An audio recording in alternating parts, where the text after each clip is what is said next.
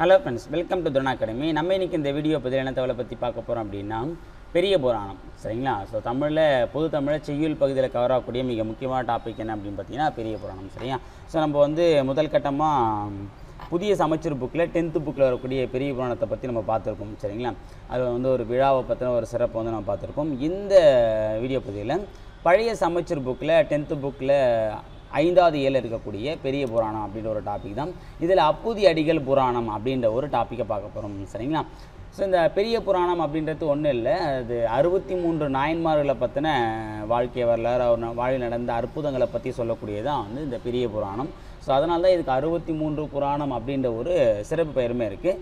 இதில் அப்புதி அடிகள் புராணம், அது திருநாவுக்கரசரை பற்றின சிறப்பை சொல்லும்போது இதில் அப்புதி அடிகள் அப்படின்றவர் திருநாவுக்கரசர் மீது ஒரு கடவுளாக வழிபட்டிருப்பார். ஸோ அவரை பற்றி நம்ம இந்த வீடியோ பதிவில் பார்க்க போகிறோம். ஓகேவா? ஸோ வீடியோ கொஞ்சம் பெருசாக இருக்கும். ஏன் அப்படின்னா பாடல்கள் கிட்டத்தட்ட ஒரு 12க்கும் மேற்பட்ட பாடல் வரிகள் இருக்கும். சரியா? நம்ம ஒவ்வொன்றையும் பார்த்துட்டு சொல்லும்போது கொஞ்சம் கஷ்டமாக தான் இருக்கும். ஸோ கொஞ்சம் பொறுமையாக கேட்டு நோட்ஸ் எடுத்துங்க. ஏன்னா ரொம்பவே ஒரு முக்கியமான ஒரு டாபிக் தான், நமக்கு சிலபஸ்லையும் கவர் ஆகக்கூடிய ஒரு டாபிக். ஓகேவா? சரி, ஃபஸ்ட் நம்ம ஆசிரியர் குறிப்பு, நூல் குறிப்பு பார்க்கும்போது பார்த்திங்கன்னா ஆசிரியர் குறிப்பு ஃபஸ்ட்டு பார்க்கலாம். பெரிய புராணத்தை அருளியவர் சேக்கிழார். பெரிய புராணத்தை அருளியார் சேக்கிழார். இவர் படைத்தவர் சேக்கிழார் தான். இவர் தற்போதைய காஞ்சிபுரம் மாவட்டத்தில் உள்ள குன்றத்தூரில் பிறந்தவர். எங்கே இருக்குது? காஞ்சிபுரம் மாவட்டத்துக்குரிய குன்றத்தூர் அப்படின்ற ஒரு ஊரில் தான் பிறந்திருக்காரு. இவரது இயற்பெயர் அருள்மொழி தேவர். சரியா? நம்ம அருள்மொழிவர்மனை எங்கே பார்த்தோம்? அது சோழ மன்னரை பற்றி நம்ம பார்த்துருக்கோம். சரியா? ராஜராஜ சோழன் தான் அருள்மொழிவர்மன் அப்படின்னு சொல்லுவோம். ஓகேவா? பொன்னியின் செல்வனோட சொல்லியிருப்பாங்க. இதில் அருள்மொழி தேவன்னா யாரை சொல்கிறாங்க? சேக்கிழாரை சொல்கிறாங்க. இவர் அனபாய சோழனிடம் தலைமை அமைச்சராக திகழ்ந்தவர். யார்? அனபாய சோழனிடம் தலைமை அமைச்சராக பணியாற்றிருக்கார். யார்? சேக்கிழார். இவர் உத்தம சோழ பல்லவர் என்னும் பட்டம் பெற்றவர். யாருக்கு? சேக்கிழாருக்கு இன்னொரு பேர் இருக்குது. என்ன அப்படின்னா உத்தம சோழ பல்லவர் என்னும் பட்டத்தை பெற்றிருக்காரு. இவரை தெய்வ சேக்கிழார் என்றும் தொண்டர் சீர் பரவார் என்றும் போற்றுவர். அது மட்டும் இல்லாமல் தெய்வ சேக்கிழார், தொண்டர் சீர் பரவார், இது எல்லாமே சேக்கிழாருக்கு வழங்கக்கூடிய சிறப்பு பெயர்கள்.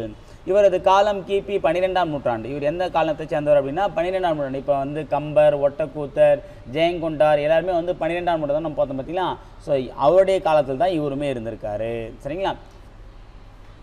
அடுத்தது நூல் குறிப்பு அப்படின்னு நான் பார்க்கும்போது தனியடியார் 63 தொகையடியார் 9 ஆக 72 சிவனடியார் ஆவார். ஓகே, மொத்தம் 72 சிவனடியார்கள் சொல்லுவாங்க. அதில் 63 பேர் தனியடியார்கள்.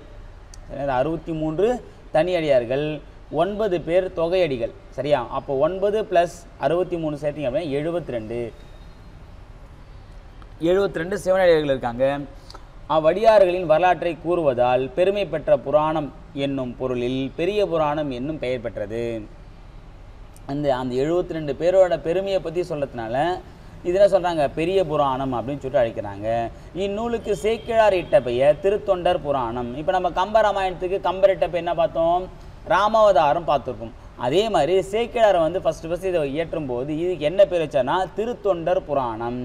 அதான் இந்த 72 தொண்டர்கள் செய்த சிறப்பு சொல்கிறாங்க திருத்தொண்டர் புராணம் அப்படின்னு சொல்லி அழைக்கிறாரு. தில்லை நடராஜ பெருமாள். ஓகே, சிதம்பரம் இருக்குது பார்த்தீங்களா? சிதம்பரம் நடராஜர் கோயில். அதில் கூடிய நடராஜ பெருமான் உலகலாம் என்று அடியெடுத்து கொடுக்க பாடப்பெற்றதெனவும் கூறுவர். சரியா? என்ன சொல்கிறாங்க? சிவபெருமானே நேரில் என்ன பண்ணியிருக்காரு, அதாவது உலகலாம் அப்படின்னு சொல்லிட்டு அடியெடுத்து கொடுத்தனால சேக்கிழார் இந்த பாடலை பாடியிருக்காருன்ற மாதிரி சொல்லுவாங்க.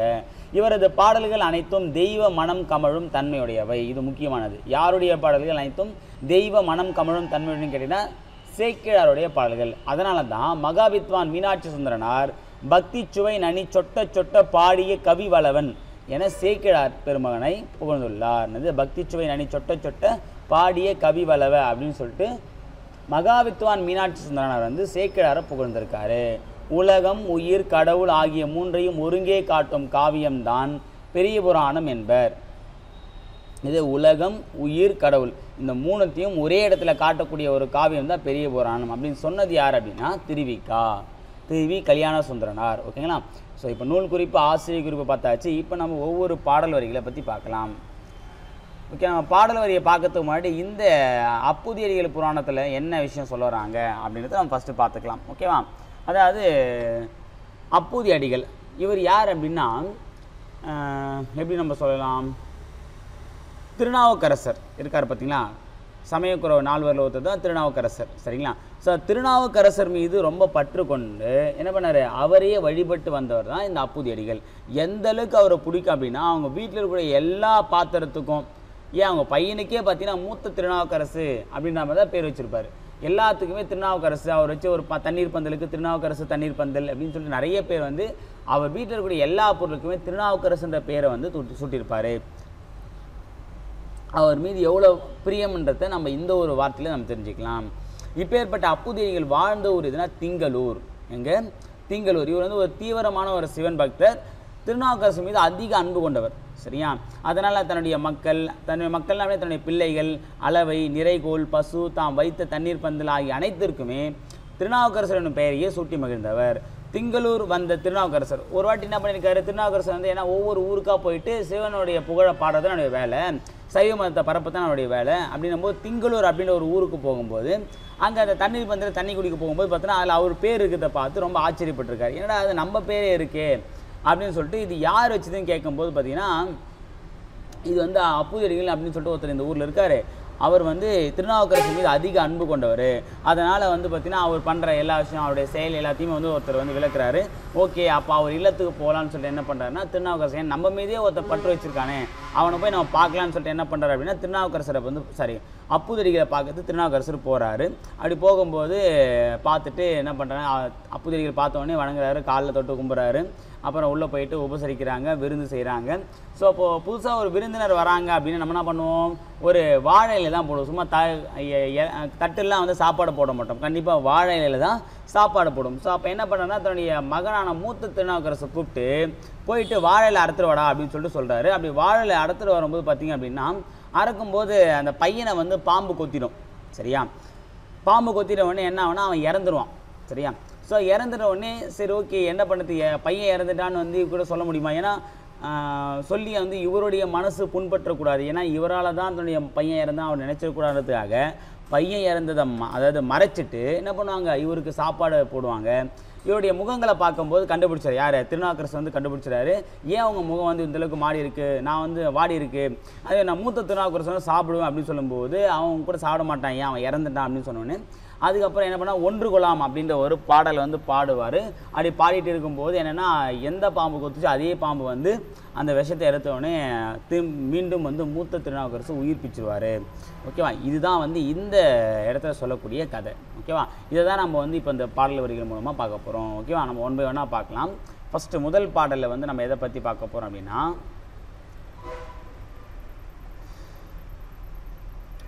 அப்புதியடிகள் தம் மனையில் உள்ள அனைத்திற்கும் திருநாவுக்கரசு என்னும் பெயரை சூட்டல். சரியா? அதாவது தன்னுடைய இடத்துல இருக்கக்கூடிய எல்லாத்துக்குமே திருநாவுக்கரசு அப்படின்ற பெயரை சூட்டியிருக்காரு. அது சொல்லாரு பாருங்க. களவு, பொய், காமம், கோபம் முதலிய குற்றம் காய்ந்தார், வளமிகு மனையின் வாழ்க்கை நிலையினார், மனைப்பால் உள்ள அளவைகள், நிறைகோள், மக்கள், ஆவுடு மேதி மற்றும் உலையலாம், அரசின் நாமம் சாற்றும் அவ்வொழுகலாற்றார். இதான் வந்து சொல்கிறாங்க. அதாவது இந்த பாடலுடைய அர்த்தம் என்ன அப்படின்னா, அப்புதியடிகள் வந்து பார்த்தீங்கன்னா களவு, பொய், காமம், சினம், கோபம் பார்த்தீங்களா? ஸோ அந்த பொய் சொல்கிறது, அப்புறம் வந்து பார்த்தீங்கன்னா திருடுறது, காமம் கொள்வது, அதுக்கப்புறம் வந்து பார்த்திங்கன்னா சினம் கொள்வது, அதாவது கோவப்படுறது, போன்ற குற்றங்கள் எல்லாத்தையும் வந்து நீக்கியவர். அதெல்லாம் இல்லாத ஒரு நல்ல மனுஷன். ஓகேவா? அவர் வந்து ஒரு நல்ல ஒரு இல்லற வாழ்க்கை வாழ்ந்துட்டு, அதாவது இல்லற வாழ்க்கைன்னா அது மனைவி மக்கள் கொண்டு ஒரு நல்ல வாழ்க்கை வந்து வாழ்ந்துட்டு வர்றவர். சரியா? தன்னுடைய வீட்டில், அதாவது மனைப்பால் தன்னுடைய வீட்டில் உள்ள எல்லா பொருட்களுக்குமே, இது அளவைகள், நிறைகோள், மக்கள், ஆனா இங்கே பசு, மேதினா எருமைகள் போன்ற எல்லா பொருளுக்குமே, மீதி இருக்க எல்லா பொருட்களுமே திருநாவுக்கரசு தான் அரசின் நாமம். அரசின்னா இங்கே திருநாவுக்கரசின் நாமம்னா பெயர். திருநாவுக்கரசு பெயரை வந்து சூட்டிட்டு இருக்காரு. சரியா? சூட்டி வாழும் வழக்கமுடையவர் தான் யார்? அப்புதியடிகள் அப்படின்னு சொல்லிட்டு அப்புதியடிகளுக்கு ஒரு இன்ட்ரோடக்ஷன் கொடுக்குறாங்க இதில். ஓகேவா? ஆனது அப்புதியடிகள் யார்? களவு, பொய், காமம், சினம் இது எல்லாமே நீக்கியவர். அதே மாதிரி தன் வீட்டில் எல்லா பொருளுக்கும் திருநாவுக்கரசர் அப்படின்ற பேரை சுட்டி வாழ்கிறவர். இவர் வந்து ஒரு இல்லற வாழ்க்கை சிறப்பாக வாழக்கூடிய ஒரு சாதாரண மனிதர் அப்படின்றத ஃபஸ்ட்டு இன்ட்ரோவாக கொடுக்குறாங்க. ஓகேவா? இதில் பொருள் அப்படின்னு பார்க்கும்போது பார்த்தீங்கன்னா, காய்ந்தார் அப்படின்னா நீக்கினார், மனை அப்படின்னா வீட்டு மனை நம்ம சொல்லும் பார்த்தீங்கன்னா அது ஆனா பசு, மேதினா எருமை. இந்த மேதின்றது ஒரு கேட்டிருக்காங்க. நிறைகோள் அப்படின்னா துலாக்கோல், அதாவது தராசு. நுழைவுனது தராசு அப்படின்னு சொல்லுவாங்க. துலாக்கோல் அப்படின்ற ஒரு பேரும் இருக்குது. ஓகேவா? ஞாபகம் வச்சுங்க. அடுத்து நம்ம ரெண்டாவது பார்க்க போகிறோம். ரெண்டாவது பாட்டில் திங்களூர் வந்த திருநாவுக்கரசர் தண்ணீர் பந்தல் காணல். சரியா? ஏன்னா ஊரை சுற்றிட்டு திங்களூர் வந்தவொடனே இங்கே திருநாவுக்கரசு பந்தல் தண்ணீர் பந்தல் அப்படின்னு சொல்லிட்டு ஒரு போர்டு வச்சுருப்பாங்க. அதை பார்த்தவொடனே ரொம்ப ஆச்சரியப்படுறார். யார்? திருநாவுக்கரசர். பார்த்துட்ட உடனே சரி ஓகே இது யாருன்னு சொல்லிட்டு பார்க்குறாரு. அதை பற்றி இந்த ஒரு பாடலை கொடுத்துருக்காங்க. அதை பற்றி நம்ம பார்க்கலாம். அளவில் சனம் செலவொழியா வழிக்கரையில் அருளுடையார் உளமணைய தன்னளித்தாய் உருவேனில் பரிவகற்றி குளம் நிறைந்த நீர்த்தடம் போல் குளிர் தூங்கும் பரப்பினதாய் வளம் மருவும் நிழல் தரும் தண்ணீர் பந்தர் வந்தணைந்தார். ஓகே, அளவில் சனம் செலவொழியா வழிக்கரையில் அருளுடையார் உளமணைய தன்னளித்தாய் உருவேனில் பரிவகற்றி குளம் நிறைந்த நீர்த்தடம் போல் குளிர் தூங்கும் பரப்பினதாய் வளம் மருவும் நிழல் தரும் தண்ணீர் பந்தல் வந்தணைந்தார். என்ன சொல்றார் அப்படின்னா, அளவற்ற மக்கள் நடந்து செல்லக்கூடிய வழியில் கோடை காலத்தில் வந்து மிகுந்த வெப்பத்தினை போக்கக்கூடிய கருணை மிக்க பெரியோர் உள்ளம் போன்றும் நீர் தடாகம் போன்றும் அமைக்கப்பட்ட குளிர்ச்சி நிறைந்த தண்ணீர் பந்தலை திருநாவுக்கரசர் வந்து சேர்ந்தார். என்ன சொன்னாங்க? அதாவது ரொம்ப கோடை காலத்தில் ரொம்ப கடுமையான வெப்பம் இருக்கும். கடுமையான வந்து பார்த்தீங்கன்னா சூரியனுடைய தாக்கம் வந்து அதிகமாக இருக்கும். இதில் வந்து பார்த்தீங்கன்னா தண்ணீன்றது ஒரு மிகப்பெரிய ஒரு அமிர்தமாக பார்க்கக்கூடிய அந்த சுச்சுவேஷனில் தண்ணீர் பந்தல் வந்து ஒன்று பார்த்த உடனே இவருக்கு என்ன இருக்க ஒரு ஆச்சரியப்பட்டு அந்த தண்ணீர் பந்தலை வந்து யார் அப்பேற்பட்ட அந்த எப்படி சொல்லுது வெயில் டைமில் நம்ம தாகத்தை தீர்க்கக்கூடிய அந்த தண்ணீர் பந்தலை வந்து யார் அடைஞ்சிருக்காங்க? திருநாவுக்கரசர் அரைஞ்சி தான் இந்த ஒரு பாடலை சொல்கிறாங்க. இல்லை தன்னளித்தாய் அப்படின்னா குளிர்ச்சி நிறைந்த, தடம் அப்படின்னா தடாகம் அப்படின்னு சொல்கிறாங்க. தன்னளித்தாய் என்னது? குளிர்ச்சி நிறைந்த. இலக்கண குறிப்பு பார்க்கலாம். செலவொழியா வழி, செலவொழியா அதாவது செலவொழியாத அப்படின்னு வரணும். இதில் கடைசி எழுத்து ஈற்று எழுத்து வந்து கெட்டு இருக்குது. அது ஈறுகட்ட எதிர்மறை பெயரெச்சம். ஓகேவா? அது ஈற்று எழுத்து கெட்டு எதிர்மறை. இப்போ செலவொழியா ஒழியாத அப்போ வந்து எதிர்மறையான வார்த்தை. செலவொழியும் அப்படின்னா நேர்மறை. செலவொழியாத இப்போது வந்தேன் அப்படின்னா நேர்மறை, வரமாட்டேன் அப்படின்னா எதிர்மறை. ஓகேவா? இப்போது வராது அப்படின்னா எதிர்மறை. இப்போ வரா அப்படின்னா என்ன அர்த்தம்? வாரா அப்படின்னா வரமாட்டான். அப்போ தூ அப்படின்ற ஈட்டு எழுத்து போயிடுச்சு. அப்படின்னா சொன்னாங்க ஈறுகட்ட எதிர்மறை பெயரெச்சம். வழிக்கரை அப்படின்னா ஆறாம் வேற்றுமை தொகை. அதாவது வழிக்கரைன்னும் போது வழினது கரை. இங்கே ஐயாள்கு இன்னது கண் அது அப்படின்ற ஆறாம் வேற்றுமை உருபு மறைந்து வந்திருக்கு. அப்போ இது ஆறாம் வேற்றுமை தொகை. ஏன்னா தொகைனா மறைந்து வருதல். உருவேனில் அப்படின்னா உரு அப்படின்னு தெரியும்னா சால உரு தவ நனி அப்படின்னு சொல்லக்கூடிய உரு என்பது ஒரு உரிச்சொற்றொடர். அப்போ உருவேனில்னா உரிச்சொற்றொடர்னு வந்துடும். சரியா? நீர்த்தடம் அப்படின்னா நீரை உடைய தடம் அப்படின்னு அர்த்தம். சரியா? அப்போது ஐயாள்கு இன்னதுக்கன் ஐ அப்படின்ற இரண்டாம் வேற்றுமை உருவு மறைஞ்சு வந்திருக்கு. கூடவே என்னென்னா நீரை உடைய தடம். நீர் அப்படின்றது என்னென்னா அந்த தடத்துக்கு ஒரு தடாகத்துக்கு வந்து பார்த்திங்கன்னா நீர் அப்படின்ற ஒரு பயணம் தருது. சரியா? நீரை சேர்த்து கூட அந்த பயணம் தருது. ஓகேவா? ஸோ அப்போ என்ன பார்த்தீங்க அப்படின்னா இது வந்து ஒரு பயணம் சேர்ந்து வரதுனால இரண்டாம் வேற்றுமை உருவும் இருக்குது, கூடவே பயணம் இருக்குது. அப்போது இரண்டாம் வேற்றுமை உருவும் பயணம் உடன் தொக்கத்தொகை ரெண்டுமே மறைஞ்சு வந்திருக்குன்றது சொல்கிறாங்க. அடுத்தது பந்தர் அப்படின்னா பந்தல் என்பதன் கடைப்போலி. கடைப்போலினா ஒன்றும் இல்லை, பந்தல் ஒன்று ஆக்சுவலாக அங்கே இல் அப்படின்ற ஒரு எழுத்து இர்ரா மாறி இருக்கு. அப்போது கடைசி எழுத்து வந்து மாறி இருக்கு. அதான் கடைப்போலி அப்படின்னு சொல்கிறாங்க. ஓகேவா? அடுத்தது பிரித்தறிதல் அப்படின்னும் போது செலவொழியா அப்படின்னா செலவு கூட்டல் ஒழியா, வழிக்கரை அப்படின்னா வழி கூட்டல் கரை. செலவொழியானா செலவு கூட்டல் ஒழியா, வழிக்கரைனா வழி ப்ளஸ் கரை அப்படின்னு அர்த்தம். ஓகேவா? அடுத்து பார்த்தீங்கன்னா தண்ணீர் பந்தலில் தம் பெயர் இருக்க கண்டு வியப்புறுதல். ஓகேவா? தண்ணி குடித்து வந்து தண்ணீர் பந்தல் நோக்கி வராரு. அப்புறம் பார்த்தோன்னே அந்த தண்ணீர் பந்தல் வந்து இவர் பேர் வச்சிருக்கு. என்னடா அது ஆச்சரியன்னு சொல்லிட்டு யோசிச்சுட்டு பார்க்குறாரு. அதை தான் இப்போ இந்த பாடலை நம்ம பார்க்க போகிறோம். வந்தனேந்த வாகீசர் மந்த மாறு சீத பந்தருடன் அமுதமாம் தண்ணீரும் பார்த்தருளி சிந்தை வியப்புறு வருவார் திருநாவுக்கரசரனும் பேர் சந்தமுற வரைந்ததனை எம்மருங்கும் தாங்கண்டார். ஓகேனது வந்தனைந்த வாகீசர் மந்தமாறுத சீத பந்தருடன் அமுதமாம் தண்ணீரும் பார்த்தருளி சிந்தை வியப்புறு வருவார் திருநாவுக்கரசரனும் பேர் சந்தமுற வரைந்ததனை எம்மருங்கும் தாங்கண்டார். அப்படின்னா என்ன அர்த்தம்னா, அதாவது அந்த தண்ணீர் பந்தலுக்கு வந்த வாகீசர் அப்படின்னா என்னென்னா திருநாவுக்கரசர் சிறப்பு பெயர். ஓகேவா? வந்த என்ன பண்ணனா அந்த இளந்தென்றல் காற்றுடன் வீசக்கூடிய குளிர்ச்சி மிக்க அந்த தண்ணீர் பந்தலை பார்க்குறாரு. அமுதமாகிய தண்ணீரையும் பார்க்குறாரு. பார்த்ததுக்கப்புறம் அந்த தண்ணீர் பந்தலோட பேரை பார்த்தா திருநாவுக்கரசர் தண்ணீர் பந்தல் பேர் இருக்குது. ஓகேவா? அதை பார்த்து வந்து ரொம்ப ஆச்சரியப்படுறார். அதான் வந்து இதில் சொல்லியிருக்காங்க. இதில் மந்த மாருத சீதம் அப்படின்னா குளிர்ந்த இளந்தென்றல் காற்றுடன் கூடிய குளிர்ந்த நீர். இது மந்த மாருத சீதம், ரொம்ப முக்கியமான ஞாபகம். இளந்தென்றல் காற்றுடன் கூடிய குளிர்ந்த நீர். சந்தம் அப்படின்னா அழகு. இலக்கணம் குறிப்பாகும்போது அணைந்த வாகீசர் அப்படின்னா பெயரெச்சம். ஏன்னா வாகீசர் அப்படின்ற பெயரை கொண்டு முடிஞ்சிருக்கிறதுனால சொல்லுங்க இது பெயரெச்சம் அப்படின்னு சொல்லிட்டு குறிப்பிட்றாங்க. அடுத்தது 4வது பாட்டு என்னன்னு பார்க்கலாம். பிரித்தது பார்த்துரும். வந்தணைந்த அப்படின்னா வந்து கூட்டல் அணைந்த. எம்மருங்கம்னா ஏ கூட்டல் மருங்கும். சரியா? எம்மருங்கம்னா ஏ கூட்டல் மருங்கும். வந்தணைந்தனா வந்து கூட்டல் அணைந்த. அடுத்தது திருநாவுக்கரசு என பெயர் வைத்த காரணம் கேட்டல். ஓகேவா? ஸோ அப்போ என்ன பண்ணுறாருன்னா அங்கே பார்க்கும்போது அந்த எப்படி சொல்லுது, ஏன் வந்து இதுக்கு திருநாவுக்கரசுன்னு சொல்லிட்டு பேர் வச்சாங்கன்றத அந்த காரணத்தை வந்து கேட்குறாரு. அதோடைய ஒரு பாடலாக கொடுத்துருக்காங்க. அந்த பாடலை பற்றி இப்போ நம்ம பார்க்கலாம். ஆரணியும் சடைமுடியார் அடியார்க்கு நீர் வைத்த ஈரில் பெரும் தண்ணீர் பந்தரில் நும்பேர் எழுதாதே வேறொரு பேர் முன்னெழுத வேண்டிய காரணம் என்கொள் கூறுமென எதிர்மொழிந்தார் கோதில் மொழி கொற்றவனார். சரியா? இது என்ன சொல்ல வராங்க அப்படின்னும் போது பார்த்தீங்க அப்படின்னா அப்புதி அடிகள்கிட்ட வந்து திருநாவுக்கரசர் கேட்குறாரு. என்ன கேட்குறாரு? கங்கையை சடைமுடியில் தாங்கிய சிவபெருமானின் அடியர்களுக்காக ஊர் எல்லையில் நீர் வைத்த தண்ணீர் பந்தலில் பெயர் எழுதாமல் வேறொருவர் பெயர் எழுதிய காரணம் என்ன சொல்வீராக என்று குற்றமற்றவராகிய திருநாவுக்கரசர் மொழிந்தார். ஏன்பா, அதாவது ஊரோட எல்லையில் வந்து நீ சிவனடியாரெலாம் தண்ணி குடிக்கிறதுக்காக வந்து ஒரு தண்ணீர் பந்தல் வச்சுருக்க, அதை நீ தான் வச்சுருக்க. ஆனால் பேர் வைக்காம வேறொருத்தர் பேர் வச்சிருக்கியே, அதுக்கு என்ன காரணம் சொல்லுவியா அப்படின்னு சொல்லி திருநாவுக்கரசர் வந்து என்ன பண்ணுறாரு, எதுவுமே தெரியாத மாதிரி அப்புதல்கிட்ட கேட்குறாரு. ஓகேவா? அதான் வந்து சொல்லியிருக்காங்க. ரொம்ப முக்கியமானது. ஈருனா இல்லை எல்லை. ஆரணியும் சடைமுடியார் அப்படின்னா இந்த ஆரணியம் அப்படின்னும்போது பார்த்தா இந்த கங்கை முடியே சூடியிருக்கக்கூடிய சிவபெருமான். சடைமுடி அப்படின்னா யார்? சிவபெருமானை குறிக்கக்கூடிய அந்த வார்த்தை. ஓகேவா? அடுத்தது 5வது பாடலில் என்ன சொல்கிறான்னு பார்க்கலாம்.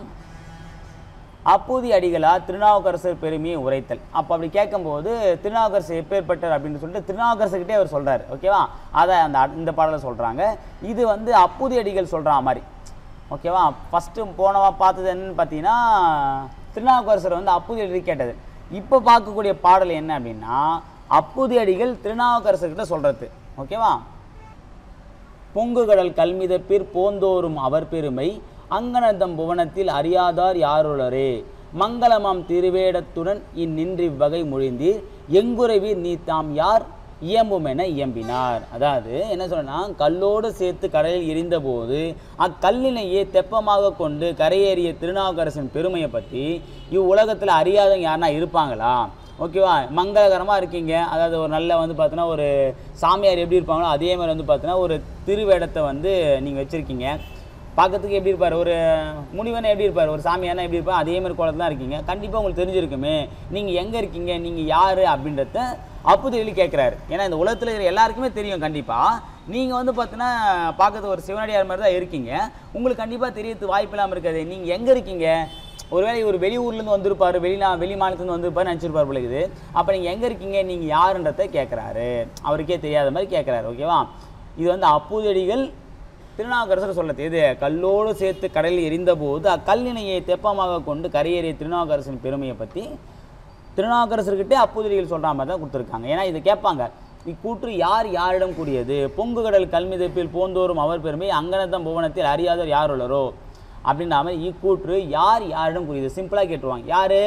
அப்பூதி அடிகள் திருநாவுக்கரசன் கூறியது. சரியா? கல்மிதப்புனா கல்லாகிய தெப்பம், புவனம்னா உலகம். தெரியும், புவனம்னா உலகம். ஓகேவா? பொங்கு கடல் அப்படின்னா வினைத்தொகை. பொங்கு கடல்னா பொங்கிய கடல், பொங்குகின்ற கடல், பொங்கும் கடல், முக்காலத்தும் பொருந்தி வந்தால் வினைத்தொகை.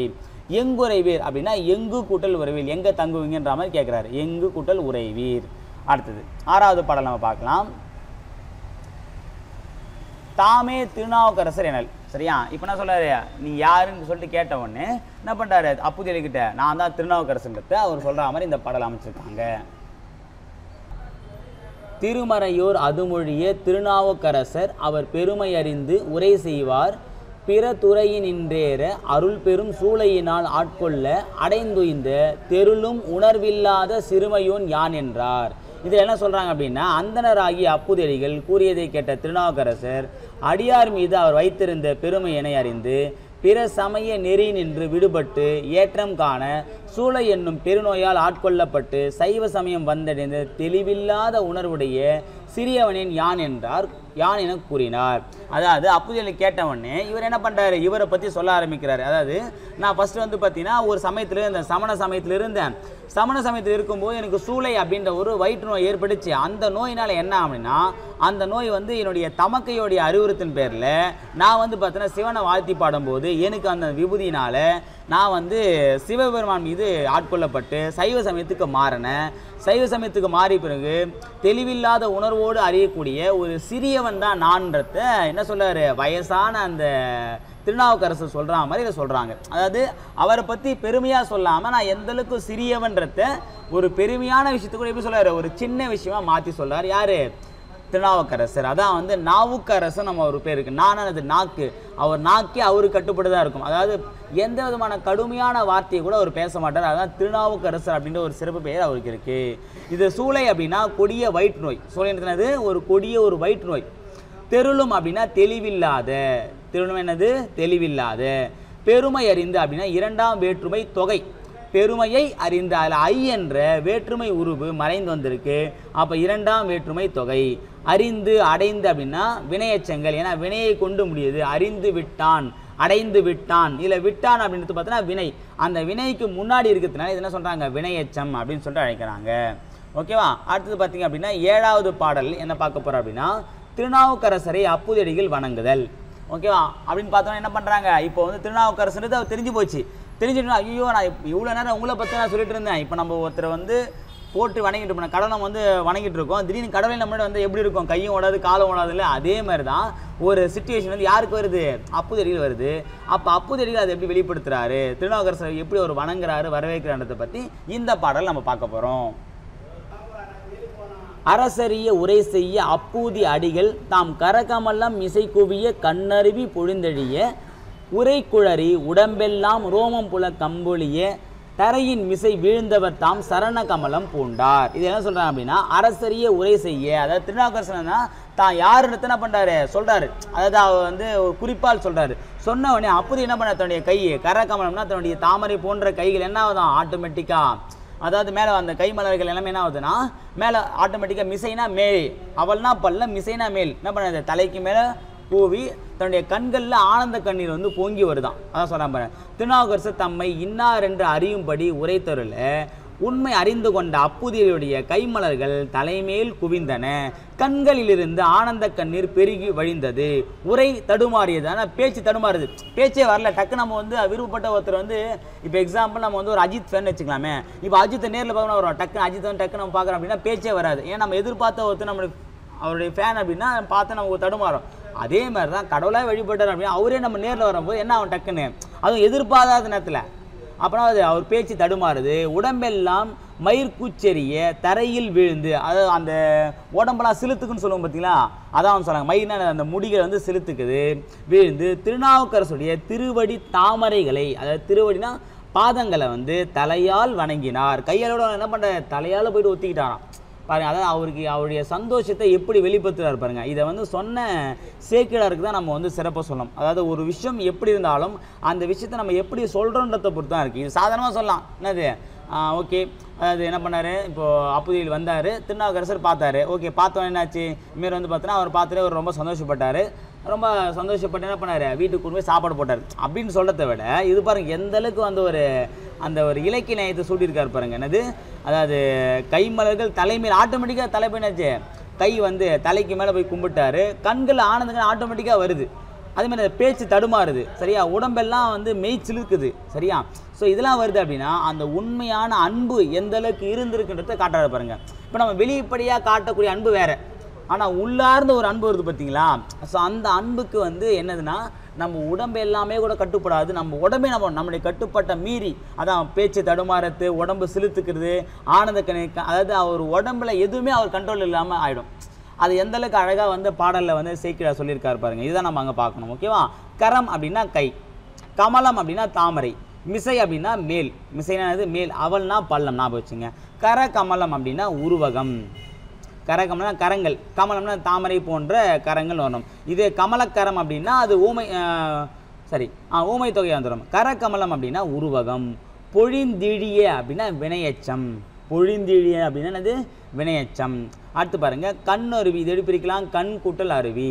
உடம்பெல்லாம், உடம்பு கூட்டல் எல்லாம். ஓகேவா? அடுத்து நம்ம 8வது பாடலை பற்றி பார்க்கலாம். திருநாவுக்கரசர் அமுதுன்ன இசைதல். சரியா? என்ன பண்ணுற திருநாவுக்கரசர் வந்து இப்போ என்ன பண்ணுறாரு? ஓகே, திருநாவுக்கரசர் வந்து யாருன்றத அப்புதறி சொல்லிட்டோடனே சும்மா ஒரு அப்புதறிகளே என்ன பண்ணுறாரு? ஐயா தயவு செஞ்சு வந்து நீங்கள் வந்து எங்கள் வீட்டில் சாப்பிட்டு போகணும், எங்கள் வீட்டில் வந்து கண்டிப்பாக உங்களுடைய காலனி வந்து படணும் அப்படின்னு சொல்லிட்டு கேட்குறாரு. ஓகே நான் சாப்பிட்றப்பான்னு சொல்லிட்டு யார் ஒத்துக்கிறது? திருநாவுக்கரசர் ஒத்துக்கிறார். அதான் இசைதல்னா ஒத்துக்கொள்ளுதல். ஓகேவா? ஸோ அதை வந்து பார்த்தீங்கன்னா இப்போ இந்த பாடலை பார்க்க போகிறோம். ஆசனத்தில் பூசணைகள் அமர்வித்து விருப்பினுடன் வாசம் நிறை திருநீற்று காப்பேந்தி மனந்தழைப்ப தேசமுய்ய வந்தவரை திருவமுது செய்விக்கும் நேசமுற விண்ணப்பம் செய்ய அவரும் அது நேர்ந்தார். என்ன சொல்றாங்க அப்படின்னா, அப்புதிரி என்ன பண்றாரு? திருநாவுக்கரசர் தான் செஞ்ச உடனே திருநாவுக்கரசரை ஓர் இருக்கையில் உட்கார செய்தார். விருப்பமுடன் பூசித்து வழிபட்டார். திருநீற்று காப்பேந்தி அணிந்தார். திருநீற்று காப்பு அப்படின்னா என்ன அப்படின்னா, பெரியோர்கள் வந்து வாழ்த்தி வழங்கக்கூடிய, அதாவது இப்போது ஒரு சிவனடியாக இருக்காங்க அப்படின்னா சிவன் பக்தர் என்ன பண்ணுவாங்க? சிவனடிக்கிட்ட வந்து ஒரு விபூதியை தருவாங்க. அவங்க எப்பயும் வந்து ஒரு விபூதி போட்டத்தோடு தான் இருப்பாங்க, விபூதி கவரோடு தான் இருப்பாங்க. யாருன்னா வந்து அந்த விபூதியை கொடுப்பாங்க. அப்போ என்னன்னா அந்த பெரியோர்கள் வாழ்த்தி நீ நல்லாருன்னு சொல்லிட்டு கொடுக்கக்கூடிய அந்த நீர் தான் திருநீற்று காப்பு அப்படின்னு சொல்லிட்டு இங்கே சொல்கிறாங்க. மனமகிழ்வுற்றாய் நாடொய்ய வந்தவரை திருவமுது செய்துள்ள விண்ணப்பம் செய்தார். திருநாவுக்கரசரும் அதற்கு இசைந்தார். என்ன சொல்றாரு? மனமகிழ்வுற்ற திருநாவுக்கரசர் என்ன பண்ணுறாரு அப்படின்னா, அந்த நாடு பிழைப்பதற்காக வந்த திருநாவுக்கரசர் வந்து எங்கள் வீட்டில் சாப்பிட்ணும் அப்படின்னு சொல்லிட்டு அப்புதலில் கேட்குறாரு. அதுக்கு என்ன சொல்கிறார்? ஓகேப்பா நான் சாப்பிட்றேன் அப்படின்னு சொல்லிட்டு திருநாவுக்கரசும் ஒத்துக்கிறாரு. இதில் திருநீற்று காப்பு அப்படின்னா என்னென்னா, பெரியோர்களால் வாழ்த்தி வழங்கப்படும் திருநீர்.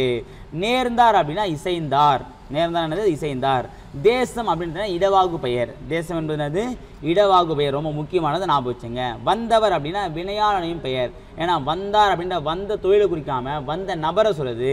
வினையை குறிக்காமல் வினையை செய்தவரை குறித்தால் அது வினையாளனையும் பெயர். அப்போ வந்தவர் அப்படின்னா வந்த நபரை சொல்லத்தினால இங்கே வினையாளனையும் பெயர்னு சொல்கிறாங்க. திருவமுது எப்படி பிரிக்கலாம்? திரு கூட்டல் அமுது. மனம் தழைப்ப அப்படின்னா மனம் கூட்டல் தழைப்ப.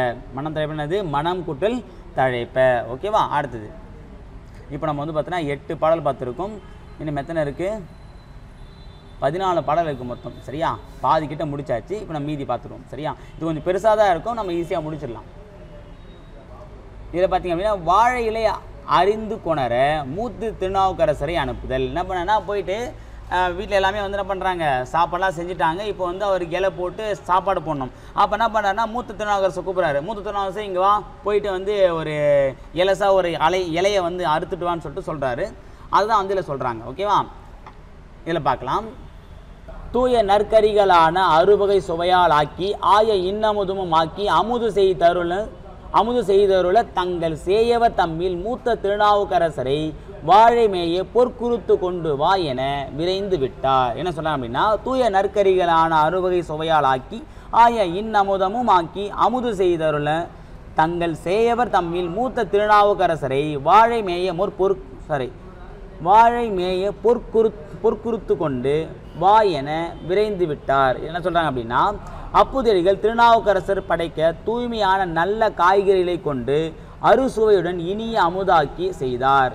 பின்னர் அவர் தங்களின் குழந்தைகளில் மூத்த திருநாவுக்கரசரை அழைத்து மிக இளமையான வாழை குறித்தை விரைவாக சென்று அறுத்து வருமாறு கூறினார். என்ன பண்ணாரு? திருநாவுக்கரசருக்கு சாப்பாடெல்லாம் போட்டாச்சு. ஓகேவா? அதாவது சாப்பாடெல்லாம் ரெடி பண்ணியாச்சு. இப்போ சாப்பாடு போடணும் அப்படின்னா என்ன பண்ணோம்? வாழையில தான் போடணும். ஏன்னா புதுசாக ஒரு ஆள் வந்திருக்காங்க, தட்டில் போட முடியாதுல்ல. அப்போ என்ன பண்ணால் தன்னுடைய குழந்தைகளில் மூத்த திருநாவுக்கரசர் கூப்பிட்றாரு. ஃபஸ்ட்டு பையனை கூப்பிட்டு இந்த மாதிரி வந்து ரொம்ப இளமையான ஒரு வாழை குருத்தை போயிட்டு அறுத்து எடுத்துட்டு வா அப்படின்னு சொல்லிட்டு சொல்கிறாரு. அதுதான் வந்து சொல்லியிருக்காங்க. ஓகேவா? தங்கள் சேயவர் அப்படின்னா தங்களின் குழந்தைகள்.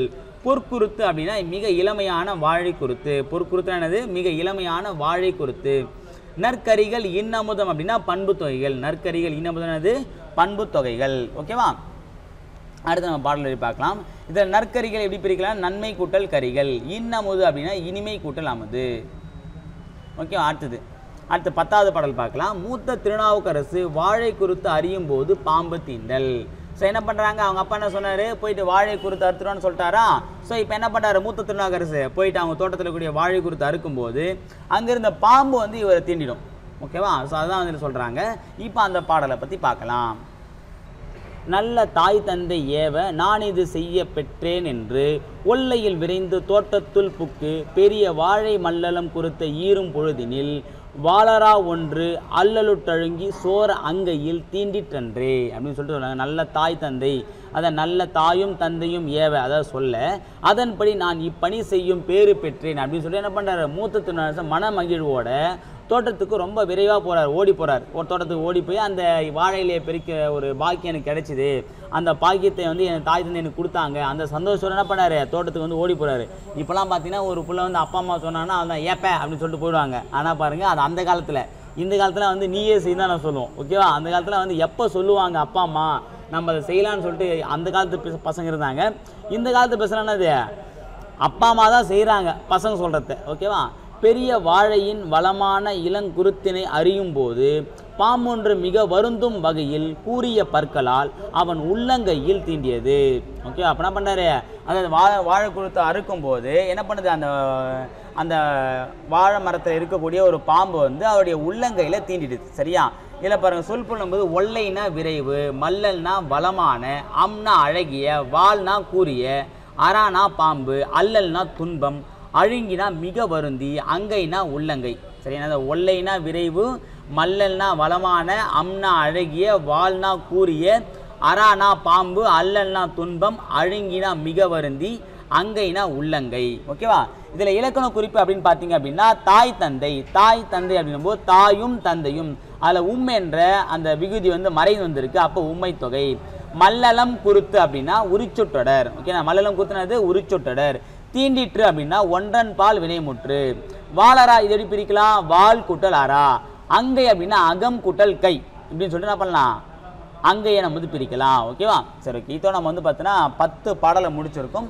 இப்போ நம்ம 11வது பாடலை பற்றி பார்க்கலாம். இது ரொம்ப முக்கியமானது. சரிங்களா, இது வந்து மூத்த திருநாவுக்கரசு சொன்ன மாதிரி. ஓகேவா. அடுத்தது பார்த்தீங்க அப்படின்னா 11வதுல மாண்ட மகனை மறைத்து திருவமுது படைத்திட திருநாவுக்கரசரை அழைத்தல். சரியா, அதாவது பையன் இறந்துட்டான். ஓகே, பையன் இறந்துட்ட உடனே அதை என்ன பண்ணுறாங்க, மறைச்சிடறாங்க. ஏன்னா அது சப்போஸ் வந்து பழி வந்து திருநாவுக்கரசர் வந்துருமோன்னு சொல்லிட்டு என்ன பண்ணுறாங்க, பையன் இறந்ததை மறந்துட்டு என்ன பண்ணுறாங்க, திருநாவுக்கரசர் அழைக்கிறாங்க. ஓகேவா, நீங்கள் வந்து சாப்பிடுங்க ஐயா அப்படின்னு சொல்லி அழைக்கிறாங்க. அதுதான் வந்து இந்த பாடலில் பார்க்க போகிறோம். தளர்ந்து வீழ் மகனை கண்டு தாயாரும் தந்தையாரும் உளம் பதைத்து உற்று நோக்கி உதிரம் சேர் வடிவும் மேனியும் விளங்கிய குறியும் கண்டு விடத்தினால் வீந்தான் என்று துலங்குதல் இன்றி தொண்டர் அமுது செய்வதற்கு சூழ்வார். என்ன சொல்ல பாருங்க, ரொம்ப அதாவது இந்த மனசகிப்புத்தன்மை, அதாவது தன்னுடைய மன வலிமை எந்த அளவுக்கு இருக்குன்றத இந்த பாடலை அழகாக வந்து சொல்கிறார். அதாவது நமக்கு ஒரு கஷ்டம் இருந்தாலும் நம்மளை தேண்டி நம்ம வீட்டுக்கு வந்த ஒருத்தருக்கு நம்ம கஷ்டம் என்னதான் இருந்தாலும் அதை மறைச்சிக்கிட்டு அவங்கக்கிட்ட சந்தோஷமாக தான் நம்ம அதை செய்யணுன்றத அழகாக இந்த ஒரு பாடலை சொல்லியிருப்பார். என்ன சொன்னாங்க, தளர்ந்து வீழ் மகனை கண்டு தாயாரும் தந்தையாரும். அது தோட்டத்தில் போய் பார்த்தா பையன் வந்து மயங்கி விழுந்துட்டு இருக்கான். அதை தாயும் தந்தையும் பார்க்கும்போது அதை அப்படியே உள்ளம் பதப்பதிக்குது. வச்சு உற்று நோக்கி பார்க்குறான், என்ன ஆயிருக்குன்னு சொல்லி பார்த்தா ரத்தம் கொட்டுது. அந்த ரத்தம் கொட்டின வடிவத்தை பற்றி பார்க்கும்போது ஏதோ விஷம் வந்து பையனுக்கு ஏறி இருக்குது, அதனால தான் நம்ம பையன் செத்துட்டான்றத அவங்க தெரிஞ்சுக்கிறாங்க. தெரிஞ்சவொடனே துலங்குதல் என்று துலங்குதல் இன்றி, அதாவது அது நம்ம வருத்தப்படுறதை விட என்ன பண்ணோம், அங்கே திருநாவுக்கரசு வெயிட் பண்ணிட்டு இருக்காரு நம்ம சாப்பாட்டுக்காக. இப்போ நம்ம பையனை நினச்சி அழுத்தா திருநாவுக்கரசு சாப்பாடு போத்தா பார்த்தி அப்படின்னா என்ன பண்ணுறாங்க, இப்போ நம்பாலந்தான் அதை திருநாவுக்கரசராவது ஒரு நாவுக்கரசராவது அவர் வெளியே என்ன பண்ணுறாங்க, இவரால் தான் வந்து பார்த்தீங்கன்னா நம்ம பையன் செத்துறான்னு சொல்லிட்டு அவரை போய் சண்டை பிடிச்சி போடுவாங்க. ஆனால் அப்போ பாருங்கள், அதாவது அவர் வந்து சிவன் மீதும் சிவன் அடியார் மீதும் திருநாவுக்கரசரும் எந்த அளவுக்கு பற்று இருக்கு அப்படின்னா தன் மகனை விட திருநாவுக்கரசர் அவர் பெருசாக நினைக்கிறார். அப்போ என்ன பண்ணுறாரு, பையன் செத்ததை மறைச்சி போய் அவருக்கு என்ன ஏற்பாடு செய்யறதை பற்றி தான் யோசிக்கிறாங்க. அதுதான் வந்து இதில் சொல்கிறாங்க. இதுதான் வந்து பற்று அப்படின்னு நம்ம சொல்லும் போது அந்த பற்றுக்குண்டான பக்தி, பற்றுக்குண்டான அர்த்தத்தை இந்த ஒரு பாடலில் இந்த ஒரு வரியில் நமக்கு தெரிஞ்சுக்கலாம். உதிரம் அப்படின்னா குருதி, உதிரம்னா அது ரத்தம், மேனினா உடல், வீந்தான் அப்படின்னா இறந்தான், வீந்தான் என்னது இறந்தான், துலங்குதல் அப்படின்னா தொழில் பெயர், துலங்குதல் என்னது தொழில் பெயர். ஓகேவா. ஓகே, இப்போ நம்ம அடுத்த பாடலடியை பார்க்கலாம். திருநீர் அணிய செய்ய மூத்த திருநாவுக்கரசு எங்கே என்று வாகீசர் கேட்டலும் அப்பதியடிகள் கூறிய விடையும். சரி, என்ன பண்ணாரு, திருநாவுக்கரசர் எங்கே போயிட்டான், அவனை வந்து திருநீர் கொடுக்கணுமே, ஓகே அவனை பார்க்கணுமே அப்படின்னு சொல்லிட்டு கேட்கும்போது திருநாவுக்கரசர் கேட்குறாரு, மூத்த திருநாவுக்கரசு எங்கே அவனை பார்க்கணும்னு சொல்லிட்டு கேட்கும்போது அப்பதியடிகள் அது பதில் சொல்கிறார். அதுதான் இப்போ நம்ம இந்த பாடலை பார்க்க போகிறோம்.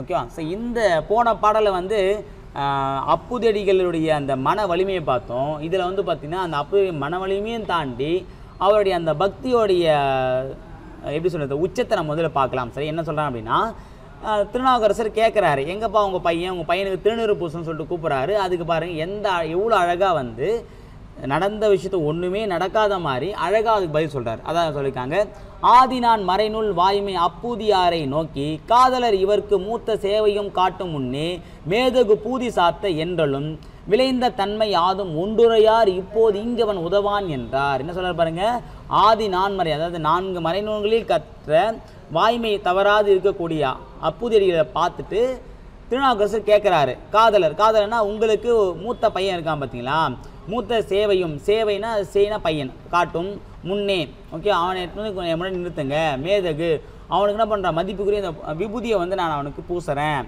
சரியா அப்படின்னு சொல்லிட்டு கேட்குறாரு. அதுக்கு பாருங்க அப்போது விளைந்த தன்மை, அதாவது விளைந்த தன்மை யாதும் ஒன்றுனா என்ன நடந்துச்சு, ஒன்று கூட சொல்ல ஒன்று கூட உரைக்காம இப்போது இங்கவன் உதவான் பாருங்க, இப்போ அவன் இங்கே உதவ மாட்டான் அப்படின்றது அவ்வளோ சிம்பாலிக்காக சொல்கிறான். அவன் இறந்துட்டான், இங்கே அவன் உதவ மாட்டான், அவனுக்கு திருநீர் வைக்கிறதுக்கு பயனே இல்லைன்றத எவ்வளோ அழகாக சொல்கிறாரு பாருங்க. ஓகேவா, அதான் சொன்னாங்க, நான்மறை கற்று வாய்மை தவறாத அப்பூதியாரை நோக்கி அன்புடைய உங்கள் மூத்த பிள்ளையும் திருநீர் அணிய செய்வதற்கு காட்டுவீராக என்றார் திருநாவுக்கரசர். அதுக்கு பாருங்க, அதனை கேட்ட அப்பூதியடிகள் நிகழ்ந்த செயல் ஒன்றனையும் கூறாமல் இப்போது இங்கு அவன் உதவான் என்றார். மறைநூல் அப்படின்னா 4 மறைநூல், ஓகே, ரீகேஜூர் சாமான் சொல்ல பற்றி அதுதான். சேய் அப்படின்னா குழந்தை, சேனது குழந்தை, பூதி அப்படின்னா திருநூறு, சரியா, பூதினது திருநூறு, விபூதி நம்ம சொல்லும் பார்த்தீங்களா, வீணா மேலான, பூதினா திருநீருன்னு அர்த்தம். ஓகேவா, அடுத்தது பூதி சாத்த அப்படின்னா 2ஆம் வேற்றுமை தொகை. ஓகே, பூதியை சாத்த அதில் ஐ என்ற வேற்றுமை 2ஆம் வேற்றுமை உருவு மறைந்து வந்திருக்கு. அப்போ என்ன வரும், 2ஆம் வேற்றுமை தொகை. நான்மறை எப்படி பிரிக்கலாம், 4 கூட்டல் மறை அப்படின்னு சொல்லிட்டு பிரிக்கலாம். அடுத்து பார்த்தீங்கன்னா நம்ம 13வது பாடலை பற்றி பார்க்கலாம். இதை பாருங்க, அவ்வுரை கேட்ட போதே அங்கனர் அருளால் அன்பர் செவ்விய திருவுள்ளத்தோர் தடுமாற்றம் சேர நோக்கி இவ்வுரை பொறாதென் உள்ளம் என் செய்தான் இதற்கொன்றுண்டால் மெய்விருத்துறையும் என்ன விளம்புவார் விதிர்ப்புற்றஞ்சு. என்ன சொல்கிறார் அப்படின்னா, இந்த அவர் சொன்னதை வந்து கேட்ட உடனே வந்து பார்த்திங்க அப்படின்னா இறைவன் துறையால் செம்மை மிகுந்த திருநாவுக்கரசுடைய திருவுள்ளத்தில் ஒரு தடுமாற்றம் வந்துச்சு. ஏன்னா இங்கே அங்கனர் அப்படின்னா என்ன சொல்கிறாங்க அப்படின்னா சிவபெருமான சொல்கிறாங்க. அதாவது அப்பூதியடிகள் கூறியதை கேட்டதுமே என்ன பண்ண திருநாவுக்கரசர் வந்து அவருக்கு வந்து டக்குன்னு ஒரு தடுமாற்றம் வந்துச்சு மனசுக்குள்ளே.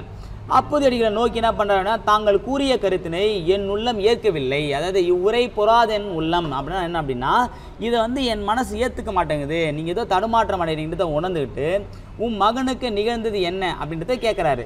ஓகே, அப்போ உண்மை விரித்து, அதாவது மெய் விரித்துறையும், அதாவது உண்மையை விரித்து, உண்மையை என்கிட்ட சொல்லு, உண்மையை மறைக்காதன்றத என்ன பண்ணுறாரு சொல்கிறாரு, உண்மை விரித்துறையும், அதாவது உண்மை விரித்துறையும் என்று மொழிய என்று சொல்ல அப்பூதியடிகளும் நடந்த நிகழ்வை விளம்பலுற்றார். அப்போ என்ன பண்ணுறாரு, அப்போ தான் வந்து அப்பூதி என்ன பண்ணுறாரு, என்ன நடந்துச்சுன்ற அந்த உண்மையை சொல்கிறாரு.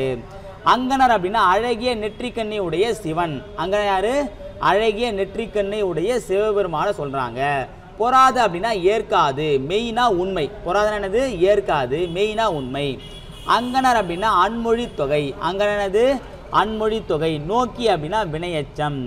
விதிர்ப்புற்றஞ்சு, இந்த விதிர்ப்புற்றஞ்சு ஒரு டிபிஎஸ்சி கேட்டிருக்காங்க, விதிர்ப்பு கூட்டல் உற்று கூட்டல் 5. விதிர்ப்புற்றஞ்சு எப்படி பிரிக்கலாம், விதிர்ப்பு கூட்டல் உற்று கூட்டல் 5. இந்த அங்கனரும் கேட்டிருக்காங்க, ரெண்டுமே முக்கியமான ஒரு டாபிக், சரியா. ஓகே, அப்போ என்ன பண்ணுறாங்க, அப்பூதியடிகள் சொன்னதுக்கப்புறம் அதை அவரால் ஏற்றுக்கொள்ள முடியல. என்ன பண்ணுறாரு, ஓகே இது வந்து என்னை இயற்கையின் மனம் மறுக்கிறது, அப்போ ஏதோ நீங்கள் என்கிட்ட மறைக்கிறீங்க, என்னென்னத்தை ஒழுங்காக சொல்லுங்கள் அப்படின்னும் போது தான் என்ன பண்ணுறாரு, அப்பூதியடிகள் என்ன நடந்துச்சுன்றதை அதை விரிவாக சொல்கிறாரு. ஓகேவா. ஸோ இப்போ அடுத்த பாடல், கடைசி பாடல் என்ன சொல்கிறார் பாருங்கள், திருநாவுக்கரசர் பதிகம் பாடி மூத்த திருநாவுக்கரசை உயிர்ப்பித்தல். ஸோ இப்போ என்ன பண்ணுறாரு, இந்த உண்மையை சொன்ன உடனே அவருக்கு ஷாக் ஆகிடுச்சு, யார் திருநாவுக்கரசருக்கு. அப்போ என்ன பண்ணுறாரு, அவர் வந்து ஒரு பாட்டு பாடி ஒன்று குலாம் அப்படின்ற ஒரு பாடலை பாடி திருநாவுக்கரசரை, மூத்த திருநாவுக்கரசரை உயிர்ப்பிக்க வைக்கிறாரு. அதுதான் வந்து இந்த கடைசி பாடலை சொல்கிறாங்க. அதை பற்றி நம்ம பார்க்கலாம். நாவினுக்கரசர் கேளா நன்று நீர் புரிந்த வண்ணம் யாவரி தன்மை செய்வார் என்று முன் எழுந்து சென்றே ஆவிதீர் சவத்தை நோக்கி அன்னலார் அருளும் வண்ணம் பாவிசை பதிகம் பாடி பணிவிடம் பாற்றுவித்தார். என்ன சொல்றாங்க, நாவினுக்கரசர் கேளா நன்று நீர் புரிந்த வண்ணம் யாவரி தன்மை செய்வார் என்று. சரியா, இதை கேட்ட உடனே என்ன பண்ணுற, இந்த மாதிரி யாருன்னா ஒரு திருப்பானா ஐயா, அதாவது நீ செய்தது நல்ல விஷயம், ஓகேவா. ஏன்னா இந்த மாதிரியான ஒரு பண்பு இந்த உலகத்தில் யாருக்குமே இருக்காது. தன் பையனை விட ஒரு அடியாரை வந்து ஒரு சிறப்பாக சொல்ல அப்படின்னா உன்னுடைய மனமானது எங்கேயோ போயிடுச்சுன்னு சொல்கிறாரு. யாவரி தன்மை யார் வந்து இந்த உலகத்தில் இந்த மாதிரி செய்வாங்க, முன் எழுந்து சென்று என்ன பண்ணுறாரு, அந்த ஆவிரி சவத்தை நோக்கி அந்த மூத்த திருநாவுக்கரசு எங்கே செத்துட்டு இருக்காரோ அந்த பிணத்தை நோக்கி போகிறாரு. போய் என்ன பண்ணுறாரு, அருளும் வண்ணம் அந்த அண்ணலார் அருளும் வண்ணம் பாவிசை பதிகம் பாடி என்ன பண்ணுறாரு, அதாவது சிவபெருமான் வந்து அவருக்கு அருள் செய்யும் விதமாக என்ன பண்ணுறாரு, பாவிசை பதிகம் வந்து பாடுறாரு.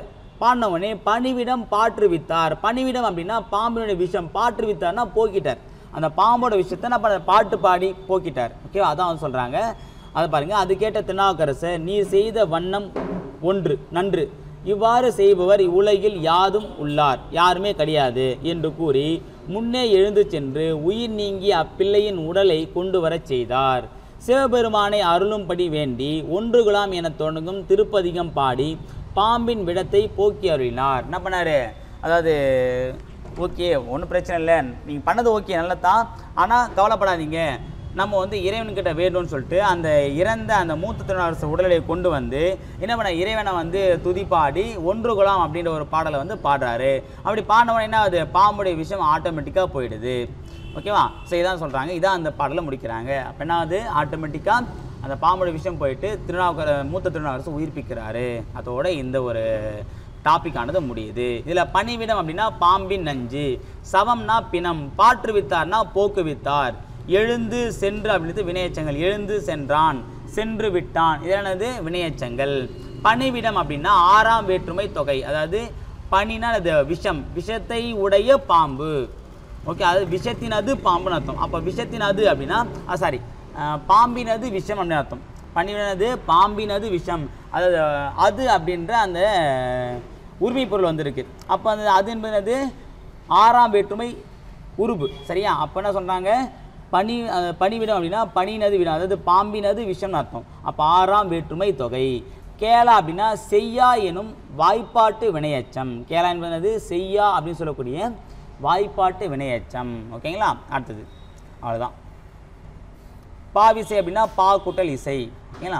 ஸோ இதோட வந்து பார்த்தீங்கன்னா வெற்றிகரமாக வந்து நம்ம ஒரு 40 நிமிஷமாக கிட்டத்தட்ட ஒரு 43 நிமிஷம் கிட்ட நம்ம பாடிருக்கோம். ஒரு 3/4 மணி நேரம் இந்த ஒரு பாட்டை முடிக்குது. ஏன்னா 14 பாடல் அப்படின்னும் போது நம்ம செய்யுளோடு பார்க்கணும் அப்படின்னு ஏன்னா அது ரொம்ப முக்கியமானது. இப்போ நம்ம பாடல் வரியை வந்து தவிர்த்து விட போகலாம், ஆனால் இதில் வந்து எல்லாமே முக்கியமான பாடல் வரின் போது அந்த பாடல் வரியோடு படித்தா தான் உங்களுக்கு புரிந்ததாக தான் இவ்வளோ மெனக்கெட்டு நம்ம சொல்லியிருக்கோம். ஓகேங்களா? ஸோ இந்த வீடியோ பதிவில் பழைய சமச்சீர் புக்கில் இருக்கக்கூடிய பெரிய புராணம் அப்படின்ற ஒரு பெரிய டாபிக் வந்து நம்ம முடிச்சிருக்கோம்.